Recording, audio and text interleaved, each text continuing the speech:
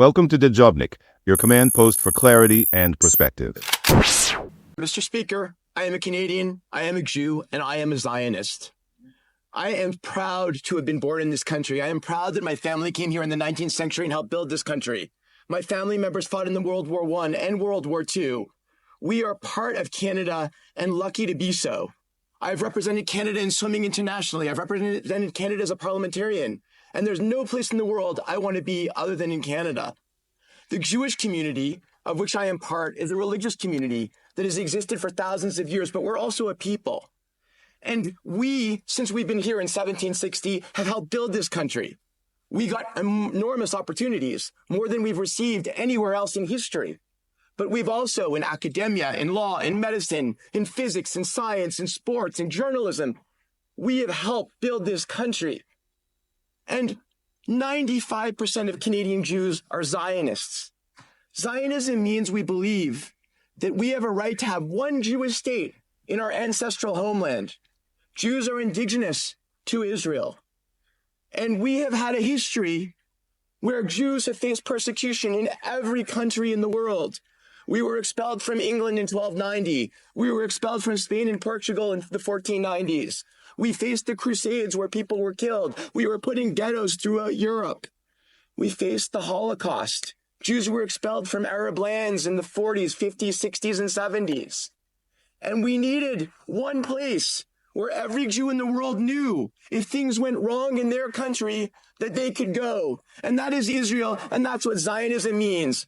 So when I get horrible, horrible threats and emails saying I'm a dirty Zionist instead of a dirty Jew, that's what Zionism means. So at all these demonstrations around the country, outside of synagogues, and outside of Jewish schools, and outside of Jewish community centers, where people are screaming about how horrible Zionists are, well, I am a Zionist, and I'm not embarrassed or ashamed of being a Zionist.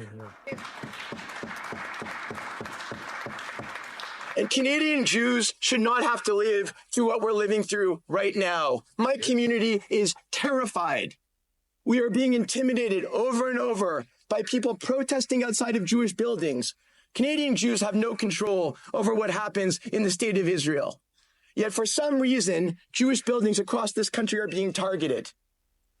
In my own riding, at the Jewish community offices where the Jewish Public Library and the Holocaust Museum are located, demonstrators went on private property, surrounded the building, blocked access to the building, and blocked anyone from leaving for over 3 hours. This is happening all over the place. And the demonstrators, while they are perfectly allowed and right to demonstrate wherever they want, they cannot go on private property and they can't block other people from exercising their right to free speech. If I can't enter a building because I can't hear a speaker and they block me and they yell at me and they scream at me and stop me from going in, well, then their rights are infringing on my rights. And police need to step in and act as police, and all leaders across this country need to tell them to do so, because this is not fair anymore. It is too much. And Jewish Canadians just don't deserve this. On campuses across this country, Jewish students have told me horrible stories from British Columbia to Newfoundland about being intimidated on campus, about walking into dormitories and having anti-Israel slogans through the walls. They walk into a building and they're asked, are you a Zionist or not? And if they're a Zionist, supposedly they're not allowed into their dorm. This is not Canada. This is not the country that I know and love, and nobody should be forced to feel this way, which is then how I get to this motion, because the Jewish community right now is demoralized and intimidated. This motion creates one winner and one loser. Most Canadian Muslims will vastly support this motion, and they're feeling lots of pain right now in watching the events that are happening in Gaza. But Canadian Jews, if this motion is adopted, will feel tremendous pain because the way this motion is constructed, it is clearly creating a false equivalency of the state of Israel and the terrorist organization Hamas. And in the event that we want this war to end, Hamas can easily lay down arms and surrender and return the hostages and stop using citizens of Gaza as human shields. Yeah.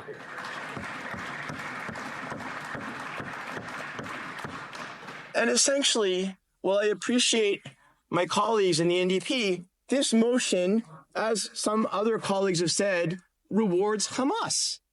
We, for generations in Canada, under successive Liberal and Conservative governments, have said that the way to recognize a Palestinian state, which we all want, living in peace side by side with Israel and in dignity and offering dignity to both peoples, should come when the two states, the two parties, negotiate their borders and the Palestinians elect a government to govern that territory.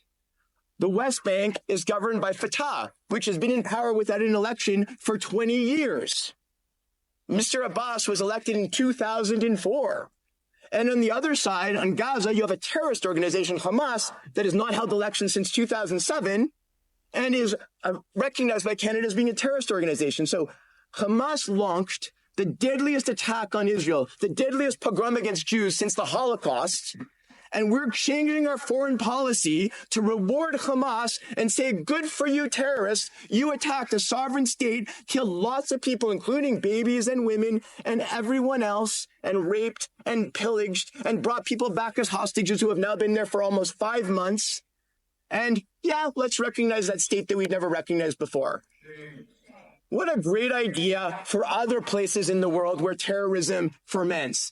Who would love this? Iran. Iran would love this because Iran is the people in the Middle East that are fermenting terrorism everywhere, whether it's Hezbollah in the north or Hamas in the south. They are supporting this and they are loving every minute as the world tears itself apart to criticize Israel instead of focusing on Iran and its regime. And when you talk about arms sales, Mr. Speaker, let's first recognize that the American government supplies billions of dollars of arms to Israel. Canada and the Canadian government don't sell arms to Israel directly. We have provided for many years only non-lethal weapons because nobody's applied for lethal weapon permits. And these non-lethal weapons are going to a friend and ally, Israel, at a time of war. Imagine what the world would look like if all of the countries in the world, which I presume is the principle of the motion, say, we will not ship arms or even non-lethal weapons to Israel, while Hamas and Hezbollah will continue to get their weapons from Iran through Egypt and through Lebanon. So Israel, while it has missiles launched at it from Hezbollah in the north and Hamas in the south, will be unable to fight back and be bereft of weapons. That, Mr. Speaker, is a false equivalency that we're now making between Hamas, a terrorist organization, and Israel.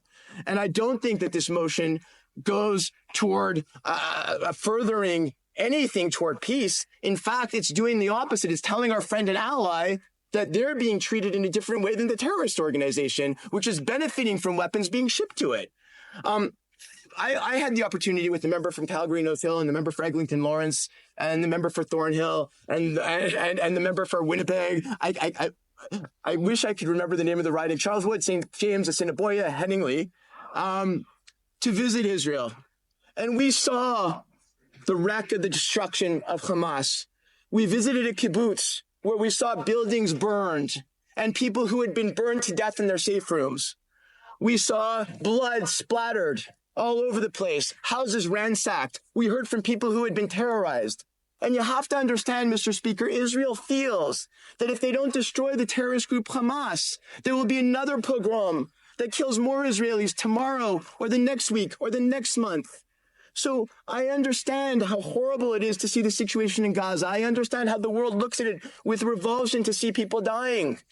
But we also have to understand that a democratic nation has been on many occasions attacked, war started against it, and now all sides in Israel feel they need to fight back. And so, Mr. Speaker, I stand with Israel, our democratic ally, our friend, and we, when a time of war, is when you look at countries and you say, do you stand with our ally or not?